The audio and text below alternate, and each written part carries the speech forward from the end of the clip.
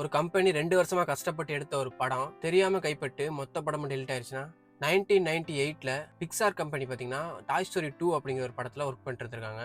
Almost படத்தை ஃபுல்லாவே எடுத்து முடிச்சிட்டாங்க. அப்போ பிக்சார்ல ஒர்க் பண்ற ஒரு அனிமேட்டர் ஒருத்தர் தேவையில்லாத டேட்டாஸ் எல்லாம் கிளீன் பண்ணும்போது ஆக்சிடென்டலா டாய் ஸ்டோரி 2 படத்தோட ரூட் ஃபோல்டருக்குள்ள போய் படத்தை ஃபுல்லா டெலிட் பண்ணி விட்டுறாரு. தென் இதை தெரிஞ்சுக்கிட்ட பிக்சார் பாத்தீங்கன்னா அவங்களோட மொத்த சர்வரையும் உடனே ஷட் டவுன் பண்றாங்க. But they are too late. அவங்க 2 வருஷமா ஒர்க் பண்ண படத்தோட 90% ஆஃப் ஃபைல்ஸ், அதாவது 1000 பேரோட பல 1000 மணி நேரம் ஒர்க் பாத்தீங்கன்னா ஆல்ரெடி டெலிட் ஆயிருச்சு.